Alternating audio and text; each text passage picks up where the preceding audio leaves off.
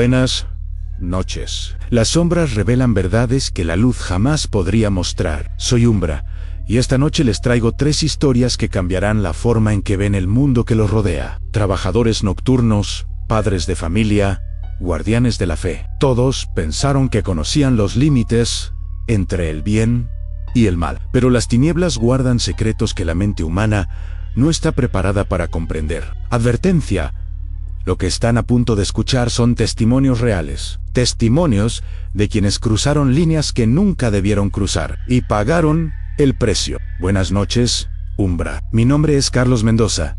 Tengo 42 años y durante los últimos 5 años he trabajado como consultor inmobiliario en Barcelona. Mi especialidad son las casas de lujo, propiedades exclusivas para familias adineradas que buscan tranquilidad y prestigio. La historia que voy a contarles cambió mi vida para siempre. Pensé que había visto todo en este negocio, pero las sombras guardan secretos que nunca imaginé. Todo comenzó en febrero de 2019, cuando la familia Herrera me contactó. Eran una pareja joven con 2 hijos pequeños. Sofía, de 7 años, y Miguel, de 5, habían vendido su empresa tecnológica y buscaban una casa espaciosa en las afueras de Barcelona, donde los niños pudieran crecer en paz. Después de varias semanas de búsqueda, encontré la propiedad perfecta en una mansión de 3 plantas en Sant Cugat del Val.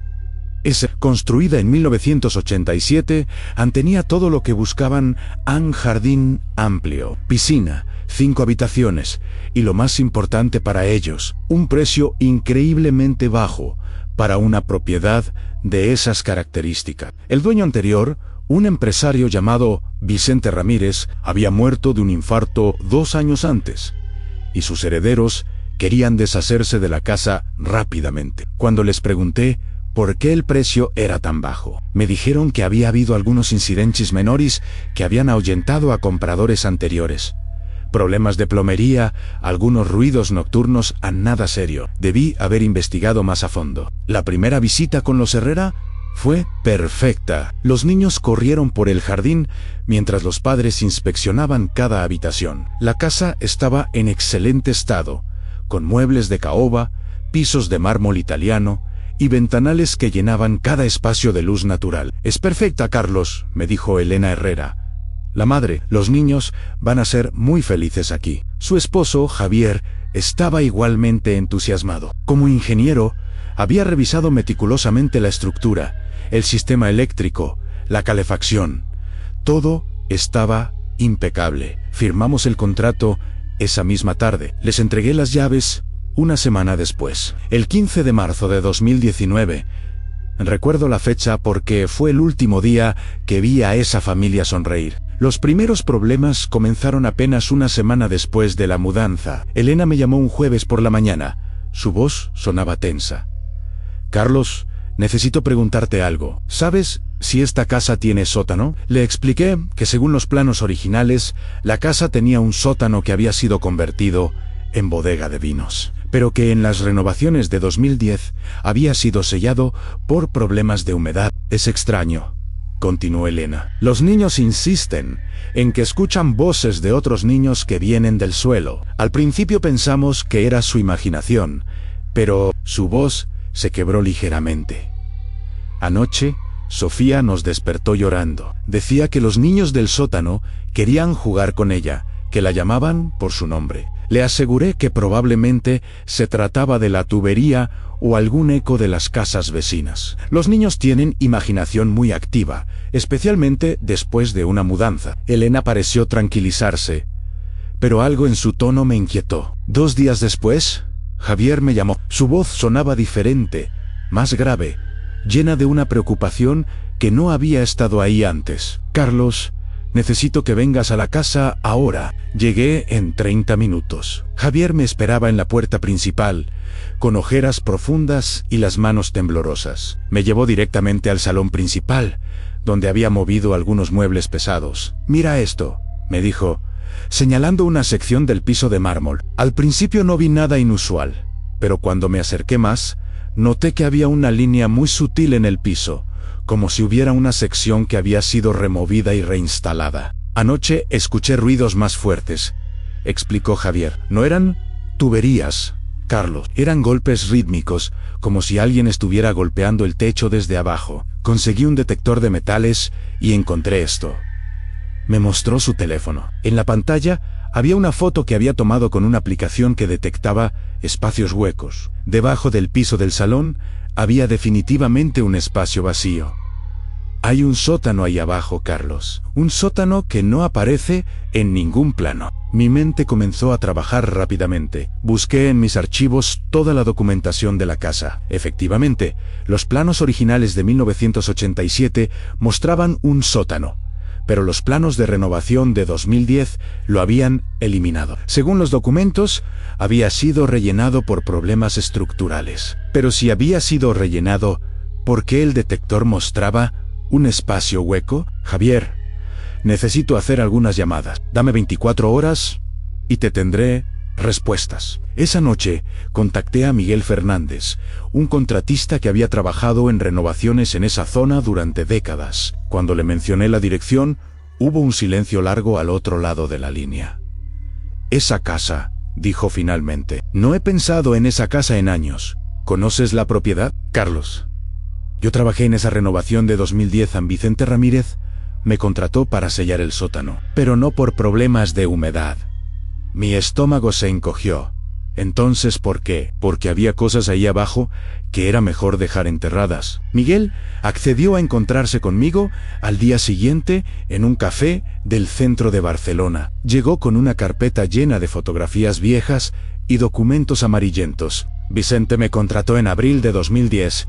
Comenzó Miguel, encendiendo un cigarrillo con manos temblorosas. Me dijo que quería sellar el sótano, porque su familia escuchaba ruidos extraños. Al principio pensé que eran ratas o problemas de ventilación. Me mostró fotografías del sótano original. Era un espacio amplio, con techos altos y paredes de piedra. En las fotos se veían estantes de vino, una mesa de billar, algunos sillones. Parecía un lugar perfecto para el entretenimiento. Pero cuando bajé a hacer la evaluación, encontré algo más. Miguel pasó a la siguiente fotografía. Mi sangre se heló. En la imagen se veía una sección del sótano que había sido cerrada con ladrillos nuevos, creando una habitación más pequeña dentro del espacio original. El trabajo de albañilería era tosco, claramente hecho por alguien sin experiencia. Vicente me dijo que él había construido esa pared para crear una bodega de vinos más íntima. Pero cuando pedí ver los planos originales para verificar que no afectara la estructura, se puso muy nervioso. ¿Qué había detrás de esa pared? Miguel apagó su cigarrillo y me miró directamente a los ojos. No lo sé, Carlos San, porque Vicente me prohibió tocarla. Me pagó el doble de mi tarifa habitual por sellar todo el sótano sin hacer preguntas. Traje toneladas de concreto y rellené todo el espacio, excepto esa habitación sellada. ¿Por qué? Porque el primer día que intenté romper esa pared para rellenarla también, escuché algo del otro lado. La sangre se me fue de la cara. ¿Qué tipo de sonido? Golpes. Carlos, golpes desesperados, como si alguien estuviera atrapado del otro lado, tratando de salir. Miguel me entregó una llave oxidada. Vicente me dio esto el último día del trabajo. Dijo que era la llave de la puerta original del sótano, antes de que fuera sellado. Me pidió que la guardara por si alguna vez las cosas salían mal. Regresé a la casa de los Herrera esa misma tarde con un peso terrible en el pecho. Cuando llegué, encontré a Elena empacando maletas frenéticamente mientras los niños jugaban en el jardín. Carlos, gracias a Dios que llegaste, me dijo sin levantar la vista de las maletas. Nos vamos a quedar con mis padres por unos días. Los ruidos han empeorado. ¿Qué tipo de ruidos? Javier apareció desde la cocina cargando más maletas. Su rostro estaba demacrado, como si no hubiera dormido en días. Ya no son solo golpes, me explicó. Anoche escuchamos voces claramente. Voces de niños llamando a Sofía y Miguel por sus nombres, pidiéndoles que bajen a jugar. Elena se detuvo y me miró con lágrimas en los ojos. Lo peor es que mis hijos quieren ir. Esta mañana encontré a Sofía intentando levantar las losas del piso con un cuchillo de cocina. Decía que los niños de abajo tenían hambre y necesitaban salir. Le mostré la llave que Miguel me había dado y les conté todo lo que había descubierto. Javier tomó la llave con manos temblorosas. Tenemos que abrir ese sótano. Carlos, tenemos que saber qué hay ahí abajo. Elena se opuso rotundamente. No, vamos a llamar a la policía. Vamos a vender la casa, pero no vamos a abrir esa cosa. Pero Javier ya había tomado su decisión. Elena, llévate a los niños a casa de tus padres. Carlos y yo vamos a resolver esto esta noche. Esa noche, después de que Elena y los niños se fueron, Javier y yo regresamos a la casa con herramientas pesadas. Habíamos contratado a un equipo de demolición para que nos ayudara a romper el piso del salón. A las 10 de la noche, después de 3 horas de trabajo, finalmente rompimos la capa de concreto que sellaba el sótano. El aire que salió del agujero era frío y tenía un olor extraño, como a humedad mezclada con algo dulce y podrido. Con linternas potentes, bajamos por una escalera de metal que había quedado intacta debajo del concreto. El sótano era exactamente como lo habían descrito las fotografías de Miguel. Un espacio amplio, con techos altos y paredes de piedra. Pero había algo más. En el aire flotaba una sensación de opresión, como si el lugar mismo estuviera cargado de una energía negativa que me hacía difícil respirar. Encontramos la pared de ladrillos nuevos, exactamente donde Miguel había dicho que estaría. Era una construcción tosca, claramente hecha por alguien sin experiencia en albañilería. ¿Estás seguro de que quieres hacer esto?, le pregunté a Javier. Él asintió con determinación. Necesito saber qué amenaza a mi familia. Tomamos mazos pesados y comenzamos a romper la pared. Los primeros golpes produjeron un eco hueco del otro lado, confirmando que había un espacio vacío detrás. Después de 20 minutos de trabajo, logramos abrir un agujero lo suficientemente grande para pasar. Javier iluminó el interior con su linterna. Lo que vimos nos dejó paralizados. Era una habitación pequeña, de aproximadamente 3 metros por 3 metros. Las paredes estaban cubiertas de dibujos hechos con crayones de colores en casas, árboles, familias felices, dibujos que claramente habían sido hechos por niños pequeños. En el suelo había colchonetas pequeñas, mantas, algunos juguetes viejos, y en la pared del fondo, escritas con lo que parecía ser crayón rojo, había decenas de marcas verticales, como si alguien hubiera estado contando días. «Dios mío», susurró Javier. Pero lo que realmente nos heló la sangre estaba en la esquina más alejada de la habitación. Había pequeñas pilas de ropa de niños cuidadosamente doblada, vestidos, pantalones, zapatos pequeños, todo organizado por tamaños, desde ropa de bebé hasta ropa de niños de aproximadamente 10 años. En una mesa improvisada hecha con cajas de cartón, había fotografías. Docenas de fotografías de niños de diferentes edades, diferentes épocas, pero todos con la misma expresión en sus rostros ante terror puro. Javier tomó una de las fotografías con manos temblorosas. En la parte de atrás, escrito con tinta azul, había un nombre y una fecha: Andrea, 6 años, septiembre 2008. Tomamos más fotografías. Cada una tenía un nombre y una fecha en la parte posterior. Los nombres se extendían desde 2001 hasta 2009. Contamos 23 fotografías en total. Carlos, la voz de Javier era apenas un susurro a estos niños. Estos son los niños que desaparecieron. Tenía razón. Durante esos años, Barcelona había experimentado una serie de desapariciones de niños que nunca fueron resueltas. Casos que habían aterrorizado a la ciudad, que habían aparecido en todos los periódicos, y todos habían estado aquí, en esta habitación secreta, debajo de la casa donde Vicente Ramírez había vivido tranquilamente durante años. Pero había algo más. En la pared donde estaban las marcas de conteo, había un mensaje escrito con crayón rojo en letras infantiles. Vicente nos hizo daño. Vicente es malo.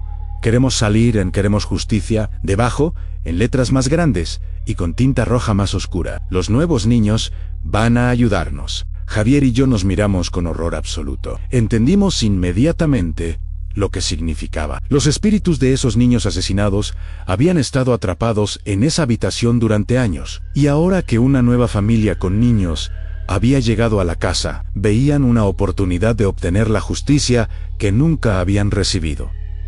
No querían lastimar a Sofía y Miguel, los querían usar. «Tenemos que llamar a la policía», Dije, sí, pero primero tenemos que sacar a mis hijos de peligro. Si estos espíritus están tratando de usarlos... No pudo terminar la frase, pero ambos entendimos las implicaciones. Subimos del sótano y Javier llamó inmediatamente a Elena. Le contó brevemente lo que habíamos encontrado y le pidió que se asegurara de que los niños no salieran de casa de los abuelos bajo ninguna circunstancia. Pero era demasiado tarde. Elena contestó el teléfono llorando histéricamente.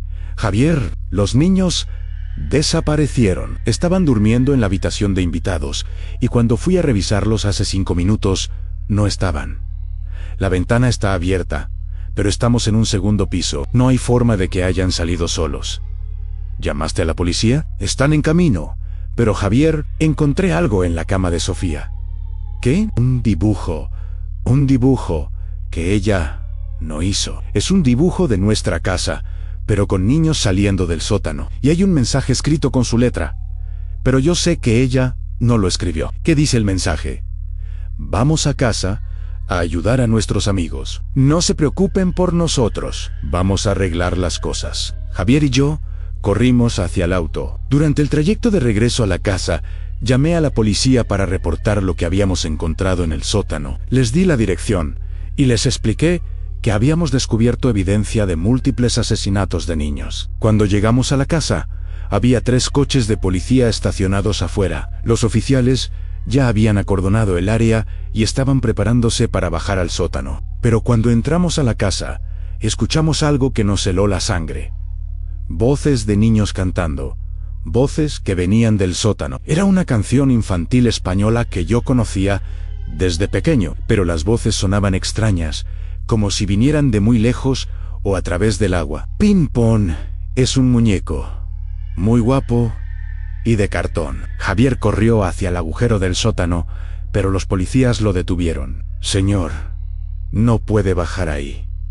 Es una escena del crimen. Mis hijos están ahí abajo. Uno de los investigadores, un hombre mayor con cabello gris, se acercó a nosotros. Soy el detective Morales. Entiendo su preocupación, señor Herrera, pero necesitamos proceder con precaución. Lo que han encontrado ustedes aquí es evidencia de crímenes muy serios. Detective, mis hijos desaparecieron esta noche. Creo que están en ese sótano. Las voces cantando se hicieron más fuertes, y ahora podíamos distinguir claramente las voces de Sofía y Miguel mezclándose con otras voces. Voces que sonaban diferentes, más lejanas.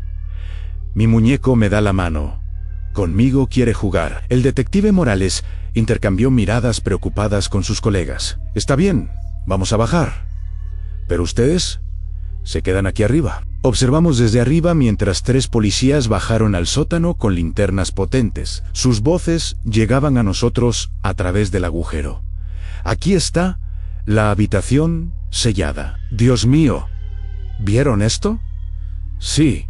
Llamen al equipo forense inmediatamente. Esperen, escuchen. Las voces vienen de más adentro. Hubo un silencio largo, y luego escuchamos al detective Morales gritar: ¡Aquí están! ¡Los niños están aquí! Javier y yo corrimos hacia el agujero, ignorando las protestas de los otros policías. Bajamos rápidamente y encontramos a los 3 oficiales en la habitación secreta, pero no estaban solos. Sofía y Miguel estaban sentados en el suelo, en medio de un círculo formado por las fotografías de los niños desaparecidos. Sus ojos estaban abiertos, pero tenían una expresión extraña, como si estuvieran en trance. Estaban cantando suavemente, pero no era la canción infantil que habíamos escuchado arriba. Era algo diferente, algo en un idioma que no reconocí. Sofía, Miguel, Javier se acercó lentamente. Papá está aquí. ¿Están bien? Sofía levantó la vista hacia su padre, pero cuando habló, no era su voz. Era la voz de una niña diferente. Una voz más mayo, y llena de una tristeza profunda. El señor Vicente tiene que pagar por lo que nos hizo. Los adultos nunca nos ayudaron. Ustedes van a ayudarnos ahora. Miguel asintió, pero cuando habló, también era con la voz de otro niño. Hemos esperado mucho tiempo. Estamos cansados de estar solos aquí abajo. El detective Morales se acercó con precaución. Niños, soy policía. Estamos aquí para ayudarlos. ¿Pueden venir con nosotros? Sofía y Miguel se miraron entre sí, y por un momento pareció que sus propias personalidades regresaron. Sofía comenzó a llorar. Papá, los niños están muy tristes. Dicen que el señor que vivía aquí los lastimó mucho y nunca recibieron justicia. Dicen que si no les ayudamos, nunca van a poder descansar. Miguel asintió. Dicen que conocen dónde está escondido el señor Vicente. Dicen que no está realmente muerto. Un escalofrío recorrió mi espina dorsal. Vicente Ramírez supuestamente había muerto de un infarto en 2017. Habíamos visto el certificado de defunción.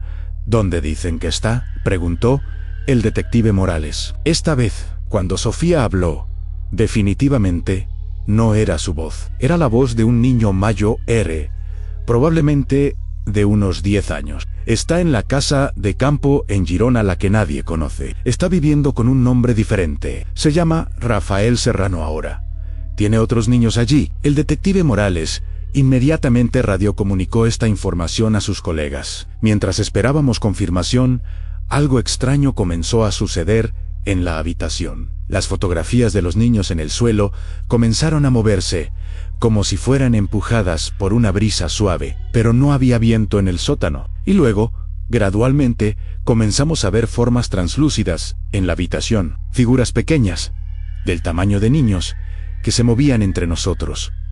No era aterrador, era triste. Eran los espíritus de los niños asesinados, y finalmente podíamos verlos. Uno de ellos, una niña de aproximadamente 8 años con el cabello en coletas, se acercó al detective Morales. No podíamos escuchar su voz directamente, pero Sofía tradució lo que decía. Dice que se llama Carmen y que tiene más información sobre dónde el señor Vicente esconde las cosas que les quitó a los niños. Dice que hay un jardín detrás de la casa en Girona donde enterró una caja con sus pertenencias. Durante las siguientes 2 horas, los espíritus de los niños, hablando a través de Sofía y Miguel, proporcionaron información detallada sobre Vicente Ramírez y sus crímenes. Información que resultaría ser completamente precisa. La policía de Girona encontró a Vicente Ramírez, viviendo bajo el nombre de Rafael Serrano, en una casa aislada en las montañas. Cuando allanaron la propiedad, encontraron a 2 niños secuestrados,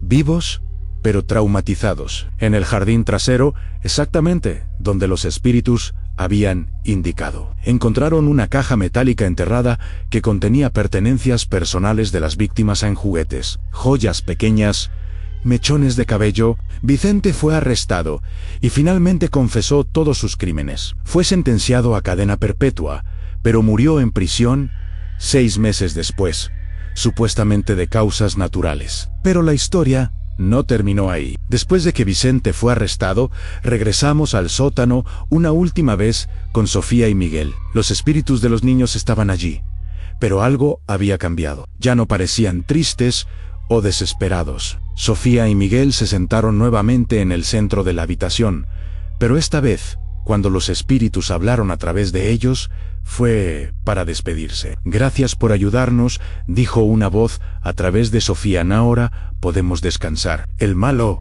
ya no puede lastimar a más niños. Vamos a ir a un lugar mejor ahora, añadió otra voz a través de Miguel. Un lugar donde no hay miedo. Una por una, las figuras translúcidas de los niños se acercaron a Sofía y Miguel. Cada uno les dio lo que parecía ser un abrazo etéreo, y luego simplemente se desvaneció. La última en irse fue Carmen, la niña de las coletas. Se acercó a mí directamente, y aunque no pude escuchar su voz, sentí sus palabras en mi mente. Gracias por ser valiente. Gracias por no ignorarnos como hicieron todos los adultos antes. Y luego se fue. La habitación se sintió diferente inmediatamente. El aire pesado y opresivo se alivió. La sensación de tristeza y desesperación desapareció, reemplazada por una paz serena. Sofía y Miguel volvieron a ser completamente ellos mismos, sin recordar claramente lo que había pasado. Para ellos, todo había sido como un sueño extraño. La familia Herrera se mudó de la casa inmediatamente. No podían seguir viviendo allí después de todo lo que había pasado. Les ayudé a encontrar una nueva propiedad.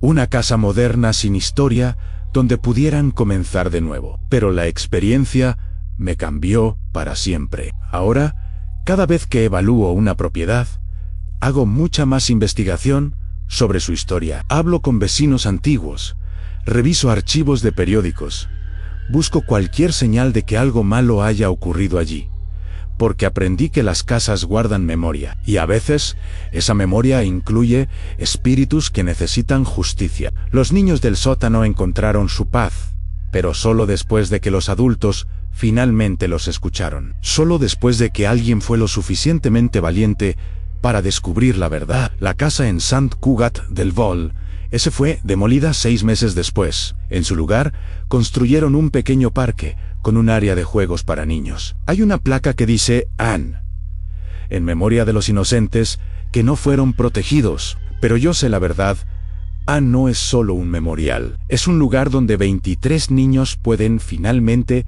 jugar en paz, libres del monstruo que los atormentó durante tantos años. Y a veces, cuando paso por ahí en las tardes, juro que puedo escuchar risas de niños felices, llevadas por el viento. Buenas noches, Umbra. Mi nombre es Diego Martínez y durante 12 años he trabajado como fotógrafo de bodas en Valencia. He capturado los momentos más felices de cientos de parejas, inmortalizando el amor en su forma más pura. No, eso creía, pero las sombras revelan verdades que la luz jamás podría mostrar. Y algunas verdades están mejor enterradas en la oscuridad. Mi historia comenzó en abril de 2018, aunque realmente se originó años antes, en un momento de mi vida que he tratado de olvidar durante casi una década. En ese entonces, yo era un fotógrafo diferente, más joven, más arrogante, más dispuesto a hacer cualquier cosa por el éxito. Valencia estaba llena de fotógrafos talentosos y yo estaba desesperado por destacar, por encontrar mi lugar en un mercado saturado. Fue durante esa época de desesperación que conocí a Isabella Moreno. Isabela era una modelo freelance que trabajaba ocasionalmente para revistas locales y campañas publicitarias pequeñas. No era famosa, pero tenía algo especial, una belleza etérea, casi sobrenatural, que hacía que cada fotografía suya pareciera tocada por la magia. Nos conocimos en un café cerca de la Ciudad de las Artes y las Ciencias en febrero de 2009. Yo estaba allí revisando mi portafolio, tratando de encontrar la inspiración para mi siguiente proyecto, cuando ella se acercó a mi mesa. Disculpe, me dijo con una voz suave que parecía venir de otro mundo. ¿Es usted fotógrafo? Tenía el cabello negro largo y liso, ojos de un verde tan intenso que parecían artificiales, y llevaba un vestido blanco simple que la hacía parecer una aparición. Sí, respondí, inmediatamente cautivado por su presencia.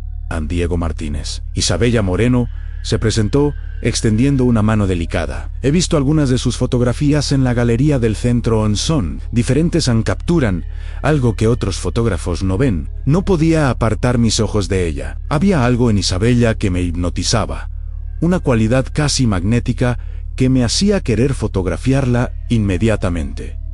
¿Le gustaría posar para mí?, le pregunté sin pensar. Su sonrisa fue como el amanecer. Pensé que nunca me lo pediría. Esa misma tarde, comenzamos nuestra primera sesión de fotos. La llevé a una antigua iglesia abandonada en las afueras de Valencia, un lugar que había descubierto años antes y que usaba cuando quería crear imágenes con una atmósfera particular. Isabella era una modelo natural, se movía con una gracia que parecía coreografiada, pero cada pose era espontánea, cada expresión era perfecta, cada ángulo revelaba una nueva faceta de su belleza. Cuando revelé las fotografías esa noche, me quedé sin aliento. No eran solo buenas fotografías, eran extraordinarias. Isabella parecía brillar desde adentro, como si la luz misma estuviera enamorada de ella. En cada imagen parecía un ángel que había descendido a la tierra solo para ser capturado por mi cámara. Esa noche, lleno de emoción, le envié algunas de las fotos por email.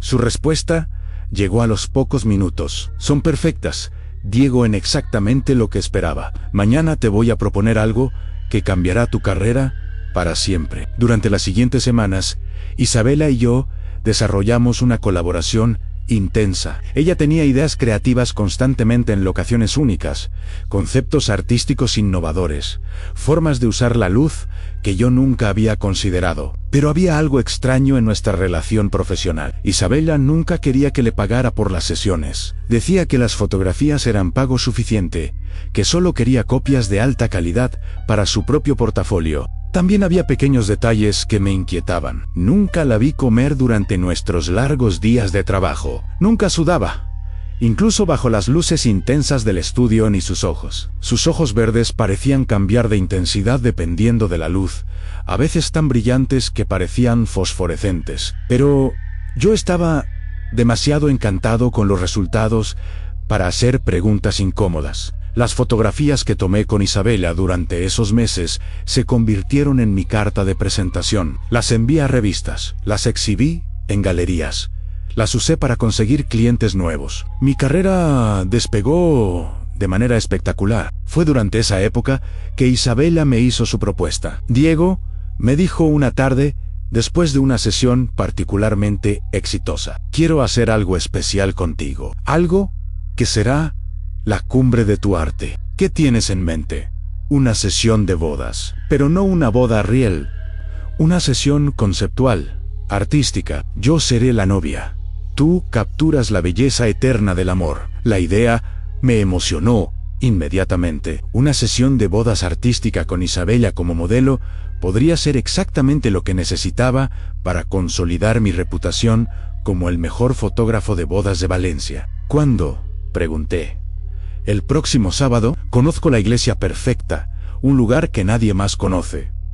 Será nuestro secreto. Esa noche preparé mi equipo con un cuidado obsesivo. Revisé cada lente, cada flash, cada batería. Esta iba a ser la sesión más importante de mi carrera. El sábado por la mañana, Isabella me dio la dirección de la iglesia. Era un lugar que no conocía, en las montañas al oeste de Valencia, alejado de cualquier pueblo o carretera principal. Cuando llegué, me quedé sin aliento. Era una iglesia antigua, probablemente del siglo XVIII, construida en piedra gris con una arquitectura gótica impresionante. Estaba en perfectas condiciones, como si hubiera sido mantenida meticulosamente, pero no había señales de que se usara regularmente. Isabella me esperaba en la entrada, vestida con el traje de novia más hermoso que había visto en mi vida. Era de encaje blanco puro, con mangas largas y una cola que se extendía varios metros detrás de ella. El velo era de una tela tan fina que parecía telaraña,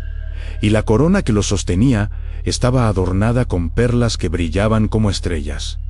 ¿De dónde sacaste ese vestido?, le pregunté, genuinamente impresionado. Ha estado en mi familia durante generaciones, respondió con una sonrisa misteriosa. Estaba esperando la ocasión perfecta para usarlo.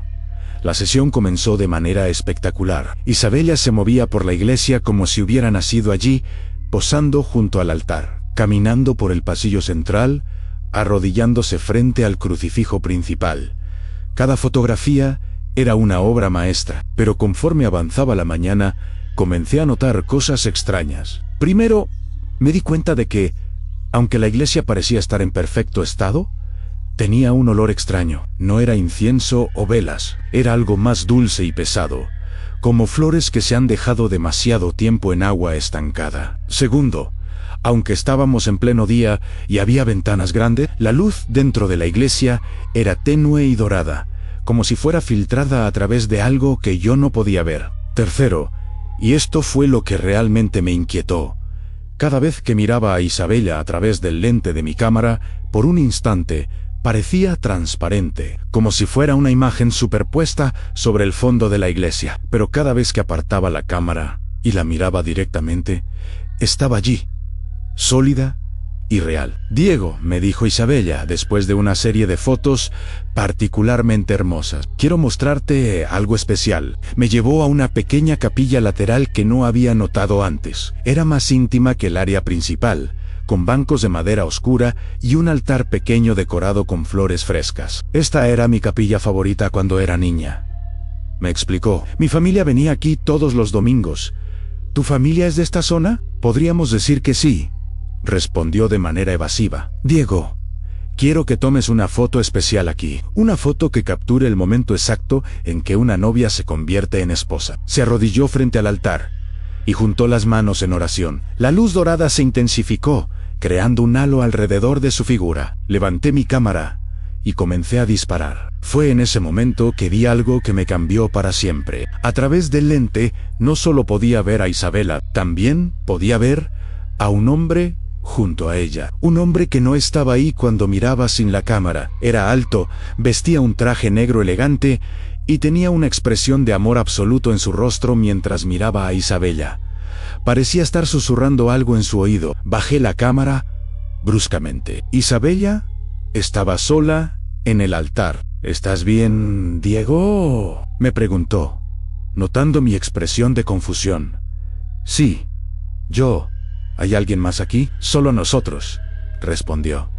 Pero había algo en su sonrisa que me hizo dudar. Continué tomando fotografías, pero ahora estaba concentrado en el fenómeno extraño. Cada vez que miraba a través del lente, podía ver al hombre junto a Isabela. A veces la abrazaba, a veces le susurraba al oído, a veces simplemente la contemplaba con una devoción que era casi religiosa. Pero sin la cámara, él no estaba ahí. Isabela, dije finalmente, necesito preguntarte algo. ¿Hay algo sobre esta iglesia que debería saber? Su expresión cambió sutilmente. La sonrisa se volvió más melancólica, más triste. ¿Qué has visto, Diego? Un hombre. Cuando tomo fotos, veo a un hombre junto a ti. Isabela asintió lentamente, como si hubiera estado esperando esta conversación. Se llama Miguel, era mi prometido. ¿Era? Íbamos a casarnos aquí, en esta iglesia, hace exactamente 9 años. El 15 de abril de 2009. Me di cuenta con horror de que esa era exactamente la fecha de hoy. ¿Qué pasó? Isabela se levantó del altar y caminó hacia una de las ventanas. Su vestido de novia arrastraba silenciosamente por el suelo de piedra. Hubo un accidente en Desera Boda. Miguel venía de Valencia después de su despedida de soltero. Estaba lloviendo, las carreteras de montaña estaban resbalosas. Su voz se quebró ligeramente. Su coche se salió de la carretera. Murió instantáneamente. Isabela, lo siento mucho. No sabía. La tragedia no terminó ahí. Diego se volvió hacia mí, y sus ojos verdes ahora brillaban con lágrimas. Yo estaba aquí, en esta iglesia, esperándolo. Llevaba puesto este vestido. Este mismo vestido. Cuando llegó la noticia del accidente, yo no pude soportarlo. Un escalofrío recorrió mi espina dorsal. ¿Qué hiciste? Me colgué de las vigas del campanario con el velo de mi vestido de novia. El mundo pareció detenerse a mi alrededor. La cámara se resbaló de mis manos y cayó al suelo con un estruendo que echó en la iglesia silenciosa. Isabela, ¿qué me estás diciendo? Que llevo 9 años esperando poder completar mi boda. Diego, 9 años esperando a que alguien capture el momento en que finalmente me uno con Miguel. Miré alrededor de la iglesia con nuevos ojos. Las flores frescas en el altar no eran frescas, eran flores marchitas que mantenían su apariencia a través de algún poder sobrenatural. La luz dorada no venía del sol, venía de un lugar que no pertenecía a este mundo. Y Isabela no era una modelo que había conocido por casualidad, era el espíritu de una novia que había muerto el día de su boda, atrapada para siempre en este momento de pérdida y desesperación. ¿Por qué yo? Logré preguntar. Porque tienes un don.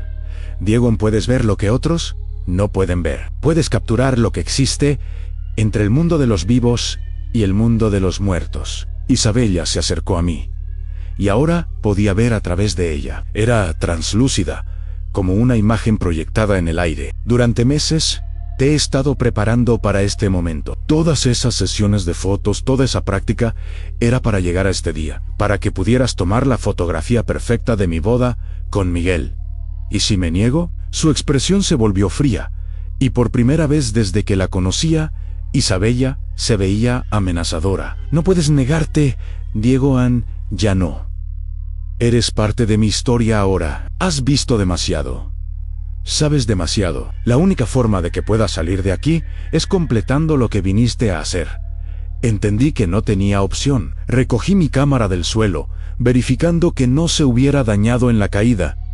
¿Qué necesitas que haga? Toma una fotografía de Miguel y de mí en el altar. Una fotografía de nuestra boda. Cuando la ceremonia esté completa en la imagen, finalmente podremos descansar en paz. Isabella regresó al altar y esta vez, cuando levanté mi cámara, Miguel estaba claramente visible junto a ella.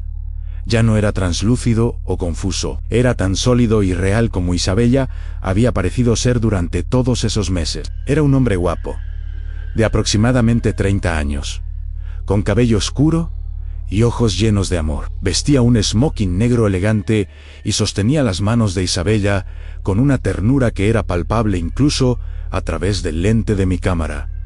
¿Están listos?, pregunté. Ambos asintieron. Comencé a tomar fotografías. En cada imagen, Miguel e Isabella se veían más felices, más completos. Era como si cada clic de mi cámara los acercara más a la paz que habían estado buscando durante 9 años. Pero conforme continuaba fotografiando, me di cuenta de algo aterrador. Yo también estaba comenzando a volverme translúcido. Cada fotografía que tomaba me robaba una parte de mi propia esencia, transfiriéndola a Isabella y Miguel. Estaba siendo literalmente consumido por su necesidad de completar su historia. Isabella, dije, mi voz sonando extrañamente débil. ¿Qué me está pasando? Toda historia necesita un testigo. Diego, en todo matrimonio necesita a alguien que lo documente. Tú vas a ser nuestro fotógrafo de bodas para toda la eternidad. Entendí con horror que este había sido su plan desde el principio. No solo necesitaba que alguien tomara fotos de su boda fantasmal, necesitaba que alguien se quedara para preservar esa memoria para siempre.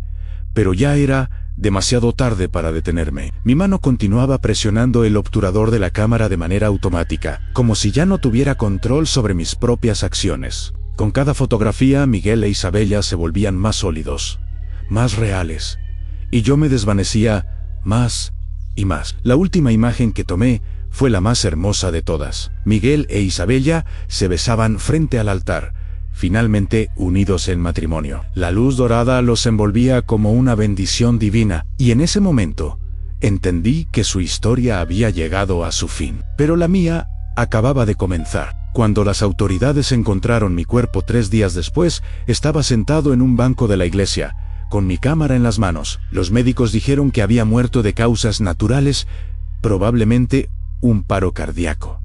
Pero esa no es toda la verdad. La verdad es que me convertí en parte de la iglesia, parte de su historia. Mi espíritu quedó atrapado allí, condenado a esperar, esperando a la próxima pareja que necesite un fotógrafo para su boda eterna. Porque verán, Isabella y Miguel no fueron los únicos que murieron antes de poder casarse. La iglesia está llena de parejas como ellos, parejas que necesitan a alguien que capture su momento perfecto para poder encontrar la paz. Y yo ahora soy ese alguien. Durante los últimos 5 años, he conocido a docenas de fotógrafos jóvenes y ambiciosos en Valencia. Los encuentro en cafés, en galerías, en eventos de la industria. Siempre son personas con talento, pero desesperadas por el éxito. Les ofrezco la oportunidad de su vida a una sesión de fotos con modelos extraordinarias, en locaciones únicas, con conceptos que nagarán su carrera al estrellato. Y cuando están listos,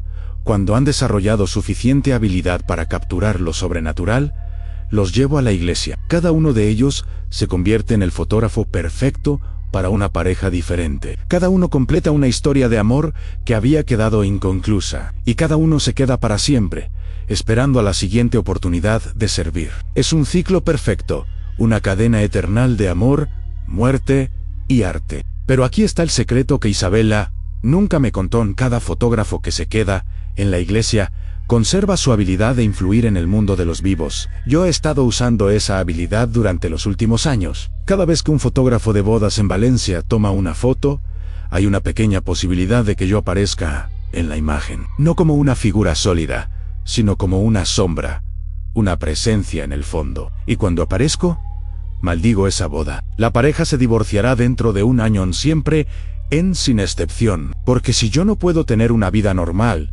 si no puedo tener mi propia historia de amor, entonces nadie puede tenerla. He arruinado más de 200 bodas en Valencia durante los últimos 5 años. 200 parejas que pensaban que habían encontrado el amor eterno, solo para descubrir que su matrimonio estaba condenado desde el momento en que dijeron, sí, acepto. Y lo mejor de todo es que nadie sospecha nada. Los fotógrafos nunca notan mi presencia en sus imágenes hasta que es demasiado tarde. Y las parejas nunca conectan su divorcio con una sombra extraña en sus fotos de boda. Pero si ustedes están escuchando esta historia, si han llegado hasta aquí, entonces ya saben mi secreto. Y eso significa que ustedes también van a ser parte de mi colección. Porque cada persona que conoce la verdad sobre la iglesia y sobre mi maldición, tiene que elegir an unirse a nosotros voluntariamente o ser traída por la fuerza. Ya puedo sentir su presencia, su energía vital, ya puedo ver sus rostros en mi mente. Pronto van a recibir una invitación a una sesión de fotos única en una locación que va a cambiar sus vidas para siempre. Y cuando lleguen a la iglesia en las montañas, yo estaré allí esperándolos, con mi cámara lista para capturar su último momento en el mundo de los vivos. Porque en la iglesia de las bodas eternas, todo el mundo encuentra su lugar, y el de ustedes ya está reservado. Buenas noches. Umbra, mi nombre es Joaquín Vázquez, y durante 20 años he servido como guardián nocturno de la iglesia de Santa María de la Asunción en Santander. Durante 2 décadas he protegido este lugar sagrado. He cuidado de sus secretos, he mantenido la paz en sus pasillos silenciosos, pero las sombras guardan verdades que incluso los lugares más santos no pueden purificar, y algunas verdades están mejor enterradas en la oscuridad de la confesión. Lo que voy a contarles no es solo mi testimonio, es mi confesión final. Comencé a trabajar en la iglesia en marzo de 2004, cuando tenía 35 años. Acababa de salir de la cárcel después de cumplir una sentencia de 5 años por agresión agravada. Era un hombre diferente entonces, lleno de ira, de resentimiento contra un mundo que había sido cruel conmigo. El padre Sebastián fue quien me dio la oportunidad de redimirme. Me ofreció el trabajo de guardián nocturno cuando nadie más quería contratarme. Me dijo que Dios creía en segundas oportunidades y que mi pasado no tenía por qué definir mi futuro. Joaquín, me dijo el día que comencé a trabajar, esta iglesia ha sido un refugio para los perdidos durante más de 300 años. Ahora es tu refugio también. Úsalo para encontrar la paz que has estado buscando. Al principio, el trabajo era exactamente lo que necesitaba. Las noches eran tranquilas, las responsabilidades eran simples, asegurarme de que todas las puertas estuvieran cerradas, que las velas votivas estuvieran apagadas, que no hubiera intrusos o vándalos. La iglesia de noche tenía una atmósfera especial. Las vitrales proyectaban patrones de colores en la oscuridad cuando la luz de la luna los atravesaba. Los bancos de madera crujían suavemente con los cambios de temperatura. El altar mayor parecía brillar con una luz propia, como si la presencia divina fuera más intensa en la ausencia de los fieles diurnos. Durante los primeros meses, usé esas horas silenciosas para reflexionar sobre mi vida, para intentar encontrar el perdón que el padre Sebastián insistía en que Dios me ofrecía. Leí la Biblia, recé el rosario, traté de ser el hombre nuevo que había prometido ser, pero la transformación verdadera requiere más que buenas intenciones. El primer incidente ocurrió en agosto de 2004, 4 meses después de que comencé a trabajar. Era una noche particularmente calurosa, y había decidido abrir algunas ventanas para que circulara el aire. Estaba organizando algunos folletos en el vestíbulo cuando escuché la puerta principal abrirse. Me acerqué para ver quién había entrado, pensando que tal vez el padre Sebastián había regresado por algo que había olvidado. Pero no era el padre Sebastián. Era una mujer joven, de aproximadamente 25 años, con cabello castaño largo y vestida con una falda azul y una blusa blanca. Estaba llorando silenciosamente mientras caminaba por el pasillo central hacia el altar. Disculpe, la llamé suavemente. La iglesia está cerrada. Ella se detuvo y se volvió hacia mí. Sus ojos estaban rojos e hinchados por las lágrimas, y había una desesperación en su expresión que me partió el corazón. Por favor, me suplicó, Solo necesito unos minutos para rezar. He tenido el día más terrible de mi vida. Mi esposo me dejó, perdí mi trabajo, no tengo a dónde ir. Mi primer instinto fue seguir las reglas y pedirle que regresara durante el horario normal. Pero había algo en su dolor que me llegó profundamente. Era un dolor que yo conocía, un dolor que había llevado durante años. Está bien, le dije finalmente. Puede quedarse unos minutos, pero tendré que acompañarla. Gracias, susurró. Dios lo bendiga. Se arrodilló en el primer banco y comenzó a rezar en voz baja. Yo me quedé a una distancia respetuosa, observando las puertas y ventanas como era mi responsabilidad, pero también la observaba a ella. Había algo hipnótico en la forma en que rezaba. Sus labios se movían en una letanía silenciosa, sus manos estaban perfectamente juntas. Su postura irradiaba una fe que yo envidiaba. En la penumbra de la iglesia, iluminada solo por las velas del altar, parecía una santa. Después de 20 minutos, se levantó y caminó hacia la salida. Gracias, me dijo al pasar junto a mí. Necesitaba esto más de lo que puede imaginar. ¿Se siente mejor?, le pregunté. Mucho mejor. Esta iglesia tiene algo especial. Es como si todos los problemas del mundo exterior desaparecieran aquí adentro. Tenía razón. La iglesia tenía esa cualidad, esa capacidad de hacer que todo lo demás pareciera menos importante. Vuelva cuando guste, le dije durante el horario normal. Ella sonrió por primera vez desde que había llegado. Lo haré. Muchas gracias, señor Joaquín.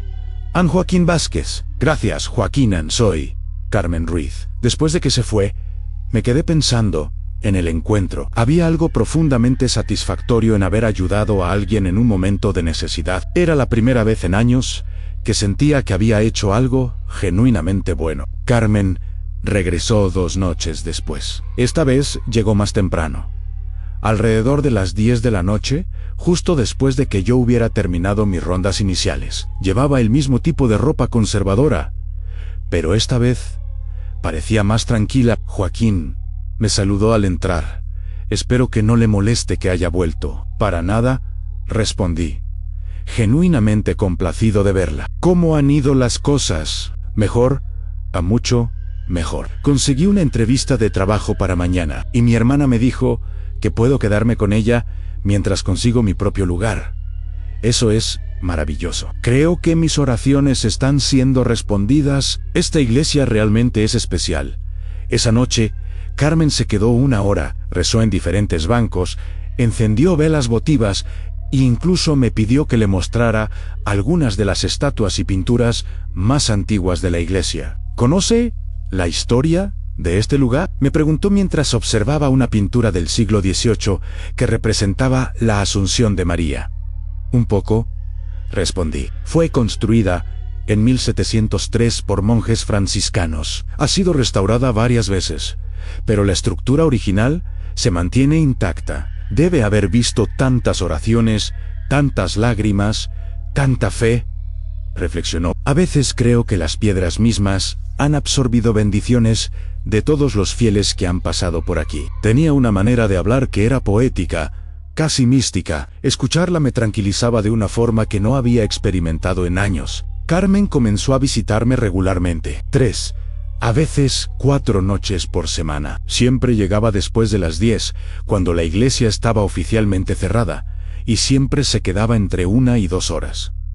Desarrollamos una rutina. Ella rezaba mientras yo hacía mis rondas, y luego conversábamos sobre fe, sobre la vida, sobre la capacidad de la iglesia para sanar heridas espirituales.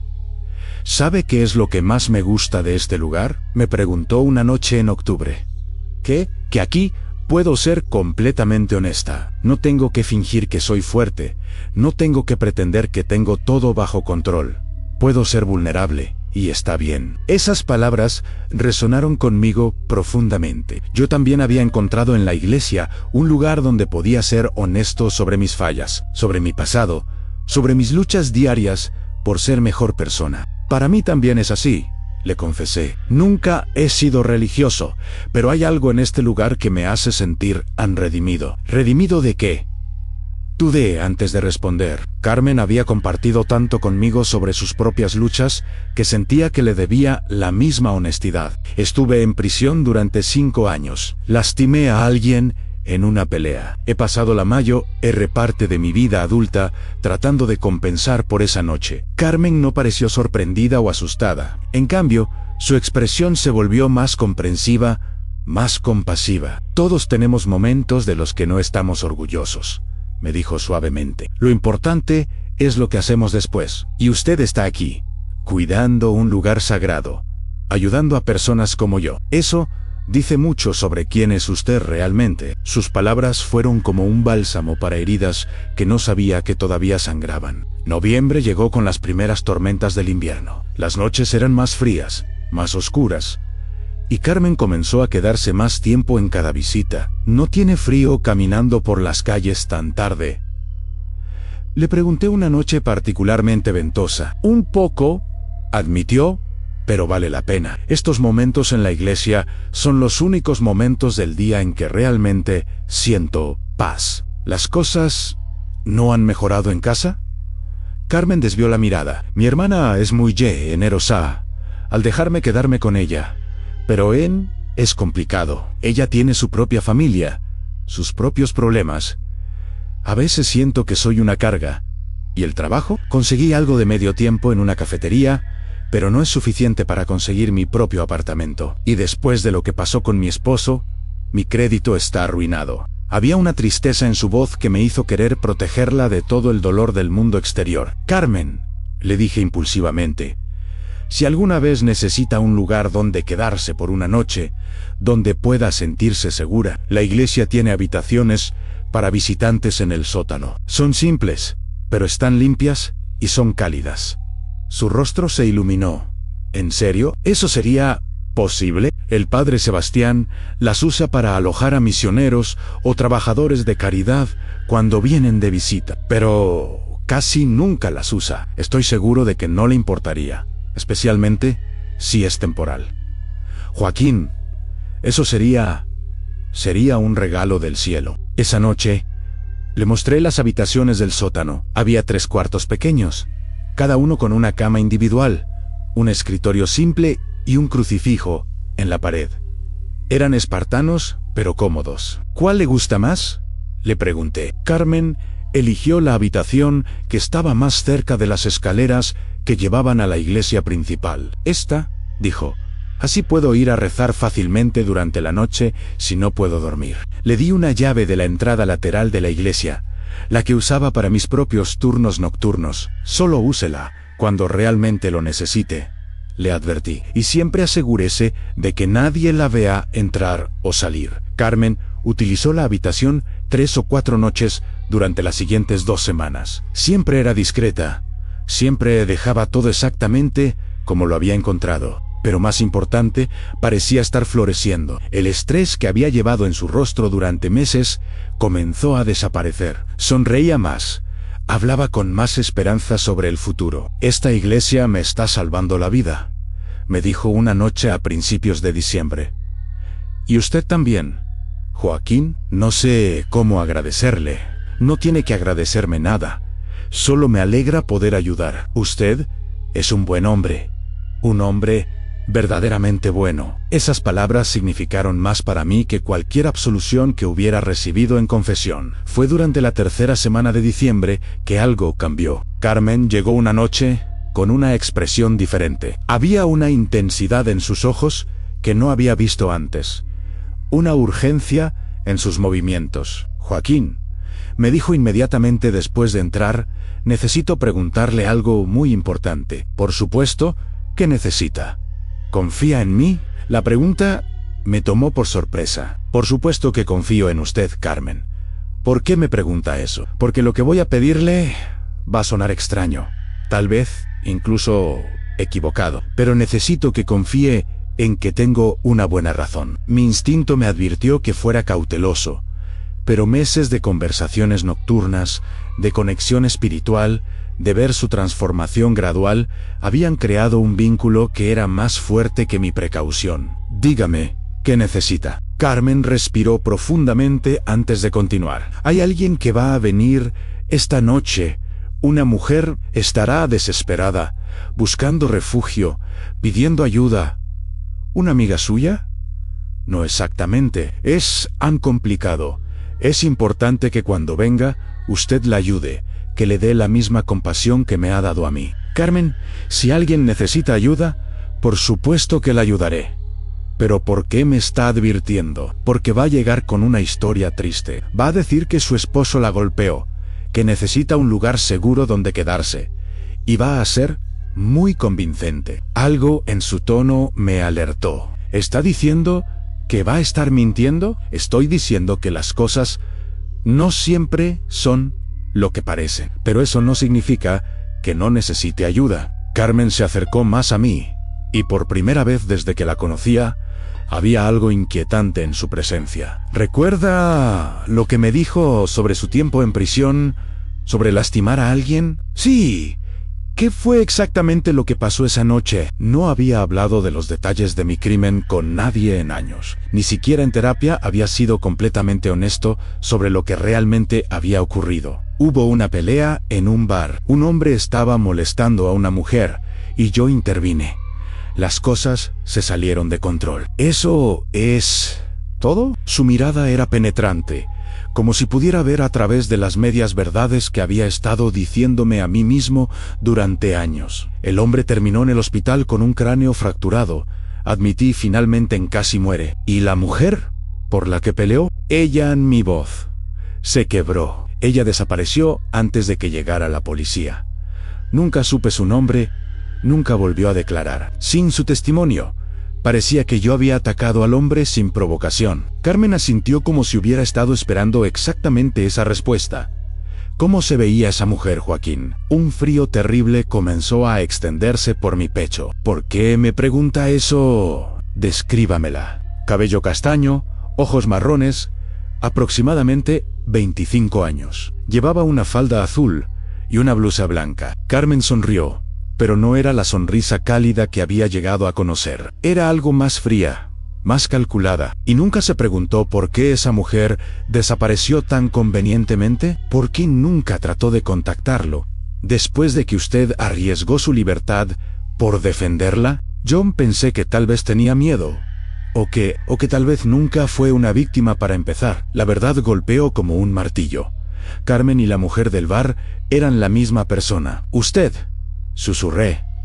Usted era la mujer en el bar. Muy inteligente, Joaquín. Pero eso significa que todo fue una trampa desde el principio. Que seduje a ese hombre para que me siguiera al callejón. Que sabía exactamente cómo provocarlo para que se volviera agresivo. Y que sabía que usted, siendo el tipo de hombre que es, intervendría. Mi mundo comenzó a colapsar a mi alrededor.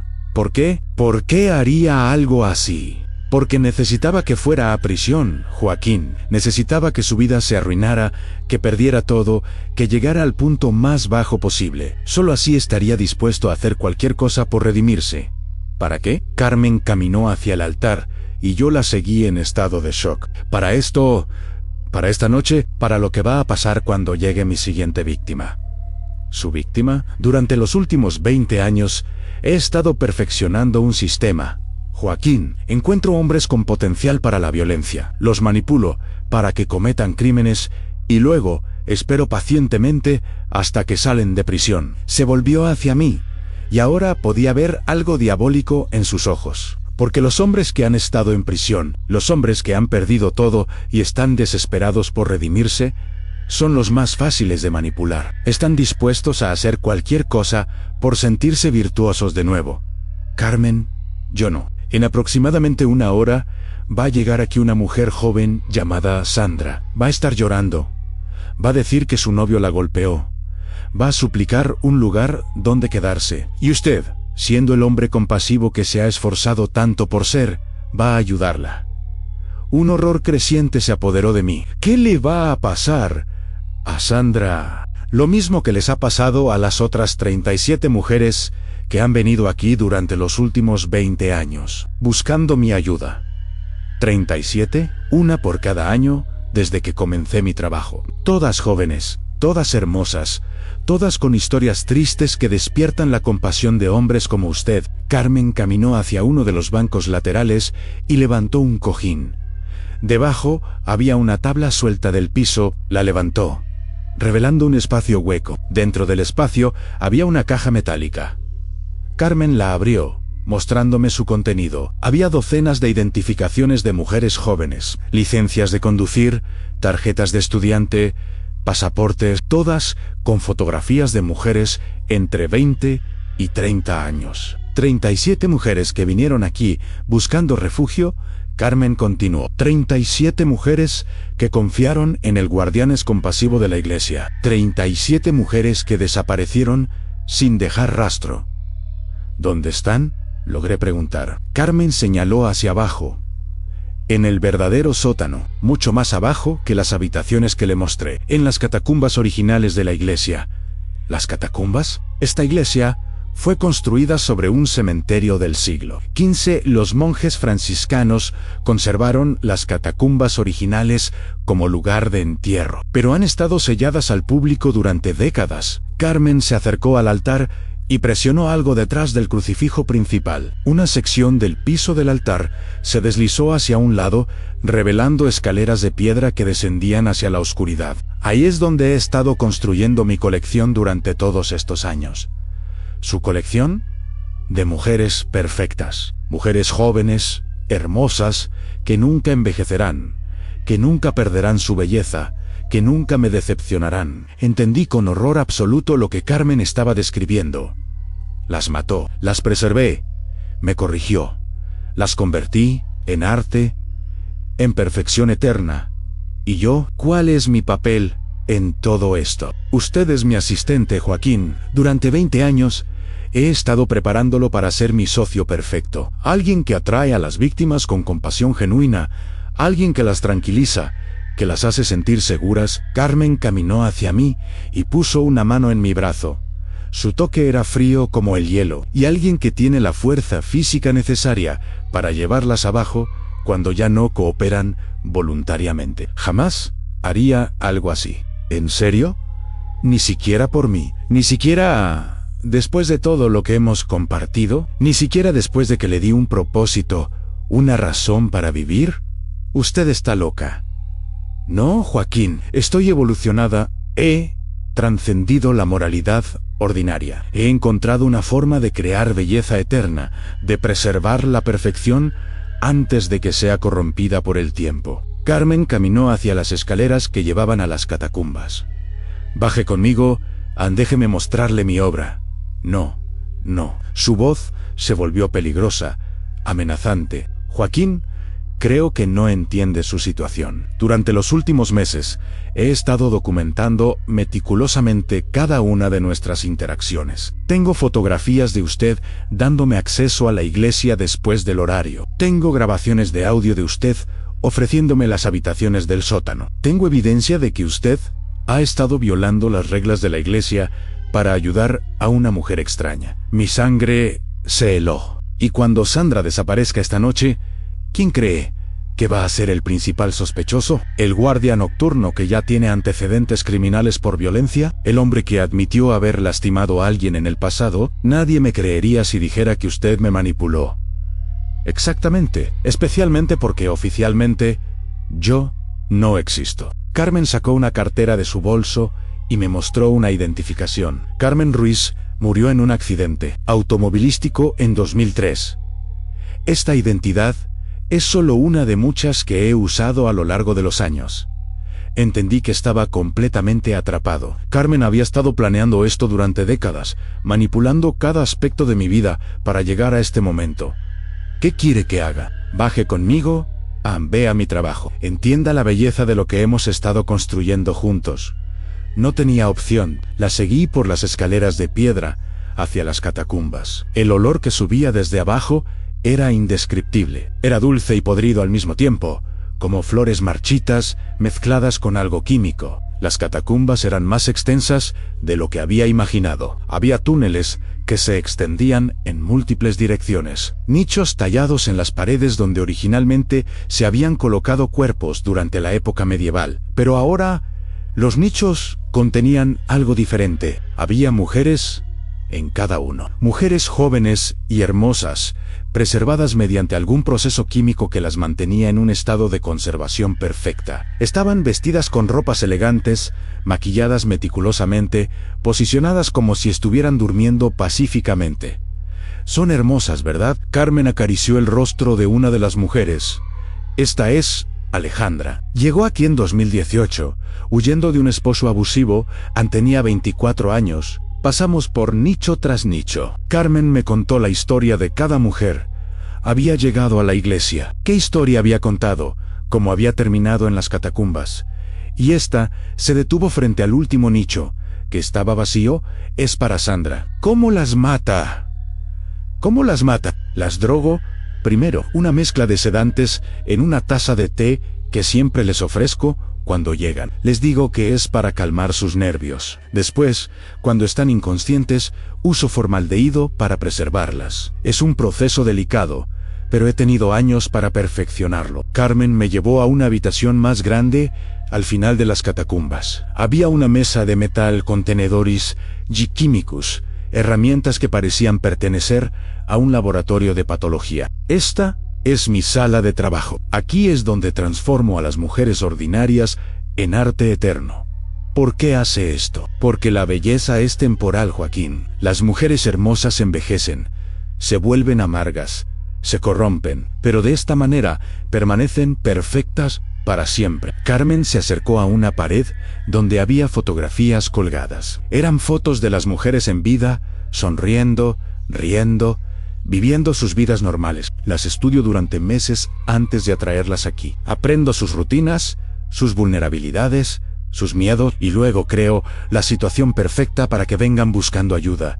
¿Y yo? ¿Cuándo decidió usarme a mí? El día que lo vi en ese bar, defendiendo a esa mujer, vi la furia en sus ojos, la violencia de la que era capaz. Pero también vi la culpa que vendría después. Supe que sería perfecto. Carmen regresó hacia las escaleras. Pero ya hemos hablado suficiente. Sandra llegará pronto, y necesitamos estar preparados. Subimos de vuelta a la iglesia principal. Carmen se dirigió a la sacristía y regresó con una bandeja, una tetera y 2 tazas. El té especial, explicó, preparando la mezcla de drogas. Siempre funciona. A las 11:47 de la noche, exactamente como Carmen había predicho, la puerta principal de la iglesia se abrió. Entró una joven de aproximadamente 23 años, con cabello rubio y un ojo morado que claramente había estado tratando de cubrir con maquillaje. Llevaba una maleta pequeña y estaba temblando. «Hola», llamó tímidamente. «¿Hay alguien aquí?» Carmen me dio un codazo. «Adelante, Joaquín, sea el hombre compasivo que sabe que puede ser». Me acerqué a la mujer, mi corazón latiendo con tanta fuerza que estaba seguro de que podía escucharlo. «La iglesia está cerrada», le dije, siguiendo el mismo guión que había usado con Carmen meses antes. «Por favor». La mujer comenzó a llorar. «Mi novio me golpeó. No tengo a dónde ir. Solo necesito un lugar seguro donde quedarme esta noche». Era exactamente como Carmen había dicho. El mismo tipo de historia, la misma desesperación genuina. «¿Cómo se llama?», le pregunté. Sandra López». Miré hacia Carmen, que estaba observando desde las sombras cerca del altar. Asintió, confirmando que esta era la mujer que había estado esperando. «Está bien. Sandra puede quedarse unos minutos. Déjeme prepararle algo de té para calmar sus nervios». La llevé a uno de los bancos del frente y Carmen se acercó con la bandeja. «Soy Carmen», se presentó con la misma voz suave que había usado conmigo. «También he pasado por situaciones difíciles. Joaquín me ayudó mucho cuando lo necesitaba». Sandra aceptó gratamente la taza de té. «Muchas gracias. Ustedes no saben lo que significa esto para mí». Mientras Sandra bebía el té, Carmen y yo intercambiamos mirada. Yo estaba paralizado por el horror de lo que estaba sucediendo, pero también por la comprensión de que no tenía opción. Si no cooperaba, Carmen me culparía por la desaparición de Sandra y por todas las muertes anteriores. Mi vida se arruinaría, y Sandra moriría de todas formas. Si cooperaba, tal vez podría encontrar una manera de salvar a Sandra más tarde. Después de 15 minutos, Sandra comenzó a mostrar señales de somnolencia. Sus párpados se volvieron pesados. Su habla se volvió lenta. «Me siento extraña», murmuró. «Es solo el shock», la tranquilizó Carmen. «Ven. Dejemos que Joaquín te lleve a una habitación donde puedas descansar». Sandra se las arregló para caminar con nuestra ayuda hasta las escaleras que llevaban al sótano. Pero en lugar de llevarla a las habitaciones que yo conocía, Carmen la dirigió hacia las escaleras ocultas que llevaban a las catacumbas.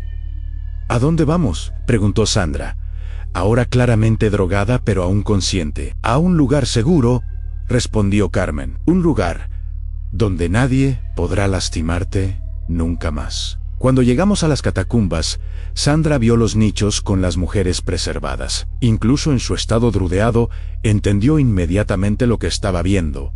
«¿Qué es esto?», trató de gritar, pero su voz salió como un susurro débil. «Es tu nuevo hogar», le dijo Carmen suavemente. «Un lugar donde serás hermosa para siempre». Sandra trató de correr, pero las drogas habían afectado su coordinación. Tropezó y cayó al suelo de piedra. Carmen se volvió hacia mí. «Llévala a la mesa, Joaquín». «No puedo hacer esto». «¿Prefieres que llamemos a la policía ahora mismo? ¿Prefieres pasar el resto de tu vida en prisión por los asesinatos que yo cometí?» Sandra estaba en el suelo, llorando débilmente, tratando de arrastrarse hacia las escaleras. «Mírala». Carmen señaló hacia Sandra. «Ya está sufriendo. Ya está asustada. Lo más misericordioso que puedes hacer es ayudarme a terminar esto rápidamente». Algo dentro de mí se quebró en ese momento. 20 años de culpa, de tratamiento de redimirme, de intentar ser mejor persona, y había terminado exactamente donde había empezado, siendo cómplice de violencia contra mujeres inocentes. Levanté a Sandra del suelo y la llevé a la mesa de metal. «Lo siento», le susurré al oído. «Lo siento mucho». Carmen preparó una inyección de formaldehído. «Esto no dolerá», le prometió a Sandra. «Simplemente se dormirá, y cuando despierte, será parte de algo hermoso». Sandra murió a las 2:34 de la madrugada del 23 de diciembre de 2024. Carmen pasó las siguientes 4 horas preparando el cuerpo, aplicando el proceso de conservación que había perfeccionado durante años. Yo me quedé sentado en un rincón, viendo cómo transformaba a una mujer joven y vibrante en una pieza de su colección macabra. «¿Sabe qué es lo hermoso de esto?», me preguntó Carmen mientras trabajaba. «Sandra nunca envejecerá. Nunca se volverá descontenta con su vida. Nunca experimentará desilusión o heartbreak. Permanecerá en este momento de juventud y belleza para siempre». Está justificando asesinato. Estoy creando arte. Estoy preservando perfección. Cuando Carmen terminó su trabajo, colocó el cuerpo de Sandra en el nicho que había preparado para ella. La vistió con un vestido blanco elegante, la maquilló cuidadosamente y la posicionó como si estuviera durmiendo pacíficamente. «Perfecta», murmuró Carmen, dando un paso atrás para admirar su trabajo. Esa noche, después de que Carmen se fue, me quedé solo en la iglesia con el peso terrible de lo que había hecho. Había ayudado a asesinar a una mujer inocente. Había traicionado todo lo que había tratado de ser durante los últimos 20 años. Pero también entendí algo más. Carmen no había terminado conmigo. Esta no era el final de su plan, sino solo el comienzo. Durante las siguientes semanas, Carmen regresó regularmente para visitar su colección. Bajaba a las catacumbas durante horas hablando con las mujeres muertas como si fueran amigas queridas. «¿Sabe qué es lo que más me gusta de ellas?», me preguntó una noche. «Que siempre me escuchan. Nunca me juzgan, nunca me decepcionan, nunca me abandonan. Carmen, esto tiene que parar». «¿Parar? ¿Por qué querría que parara? Estamos creando algo hermoso juntos. No podemos seguir matando gente». «No estamos matando, Joaquín. Estamos transformando. Estamos dando propósito a vidas que de otra manera serían desperdiciadas en la mediocridad». Carmen se acercó a mí con esa expresión que había aprendido a temer. Esta vez era una estudiante universitaria llamada María, que había venido huyendo de un acosador. El proceso fue exactamente el mismo antedrogado. La llevamos a las catacumbas.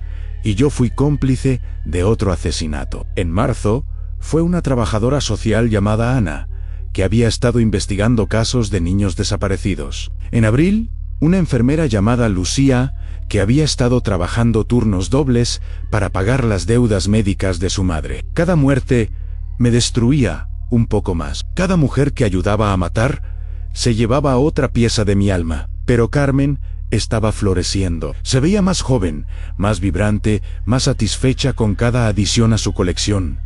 ¿Sabe qué he estado pensando? Me preguntó una noche en mayo, que necesitamos expandir nuestras operaciones. ¿Qué quiere decir? Una mujer por mes es muy poco. Hay tantas mujeres hermosas en el mundo que se están desperdiciando. Deberíamos estar salvando a más de ellas.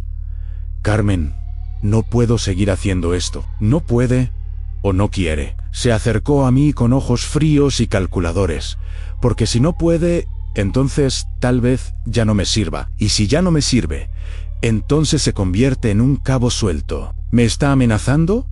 Le estoy explicando realidades. Usted sabe demasiado, Joaquín. Es demasiado peligroso dejarlo libre si no está completamente comprometido con nuestro trabajo. Entendí que Carmen estaba considerando matarme también. Había llegado al punto en que yo era tan dispensable como cualquiera de sus víctimas. Esa noche, después de que Carmen se fue, tomé una decisión. No podía seguir siendo parte de esto. No podía ser responsable de más muertes. Y si eso significaba que tenía que morir, entonces, al menos, moriría tratando de hacer lo correcto. Fui a la comisaría de policía más cercana y confesé todo. Les conté sobre Carmen, sobre las catacumbas, sobre las 39 mujeres que habían sido asesinadas durante los últimos 20 años. Les di cada detalle que recordaba, cada prueba que podía proporcionar. Al principio no me creyeron. Pensaron que estaba delirando o tratando de confundir una investigación diferente. Pero cuando llevé a los detectives a la iglesia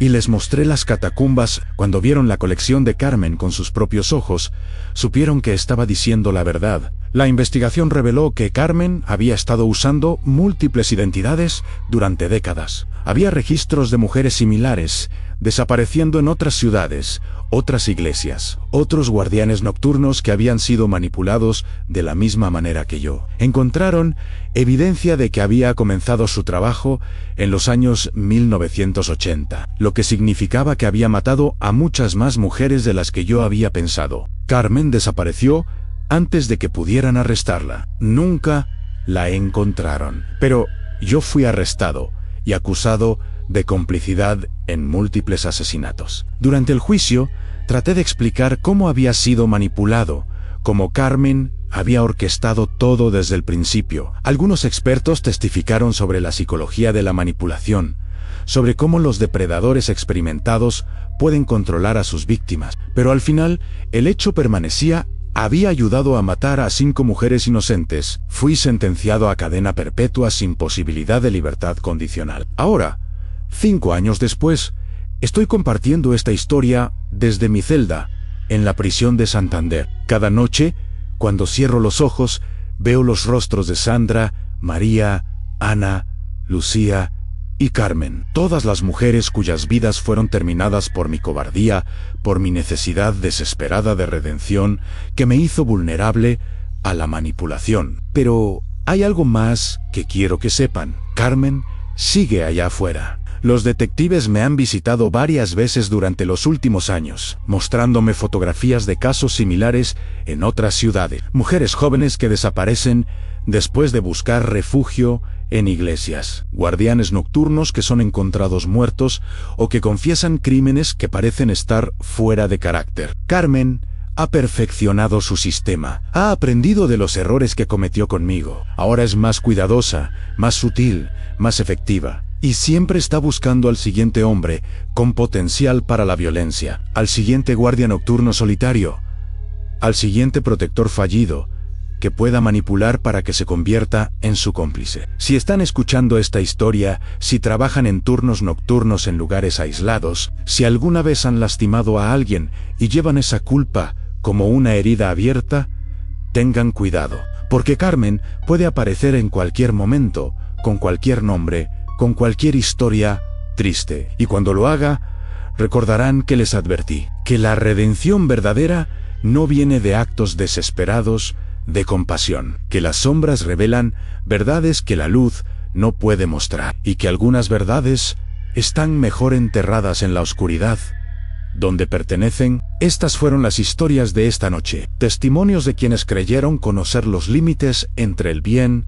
y el mal, solo para descubrir que las sombras guardan secretos que la luz jamás podría revelar. Carlos pensó que estaba ayudando a una familia a encontrar su hogar perfecto, pero las voces del sótano le mostraron que la justicia a veces requiere sacrificios terribles. Diego creyó que había encontrado a la modelo perfecta, pero Isabella le enseñó que algunas historias de amor están condenadas a repetirse para toda la eternidad. Y Joaquín pensó que había encontrado la redención en los pasillos sagrados de una iglesia, solo para descubrir que la manipulación más diabólica puede venir envuelta en compasión. Trabajadores nocturnos, guardianes de la fe, profesionales que creen entender su mundo. Todos aprendieron que las tinieblas revelan verdades que ninguna luz puede penetrar, porque en la oscuridad, donde las sombras danzan y susurran secretos ancestrales, la línea entre protector y predador se vuelve tan fina como el velo entre los vivos y los muertos. Y todos nosotros, en algún momento de nuestras vidas, nos encontramos caminando esa línea, esperando que la luz del amanecer llegue antes de que las sombras nos reclamen para siempre. Gracias por acompañarme en estos relatos de la oscuridad. Nos vemos en el próximo encuentro, donde las sombras revelarán nuevas verdades que preferirían permanecer ocultas. Hasta entonces, manténganse en la luz. Si pueden,